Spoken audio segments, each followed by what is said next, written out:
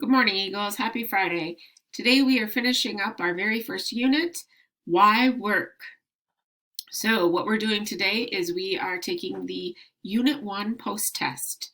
The purpose of this test is to show that you have grown in your understanding of the importance of developing your work skills in preparation for life after high school. How does this benefit you? Well, it's going to improve your workplace readiness skills, increase your awareness, and improve your self-advocacy. All right, I'm going to show you the directions and then you can go ahead and get started. The first thing you want to do is you want to click on this review slides. That'll take you here. And here I have a review of the topics that we covered in Why Work unit. Okay, and then I have them all listed together at the end. Go ahead and review those and take a look. Then I want you to take your post-test. That will take you right here. This test is worth 20 points.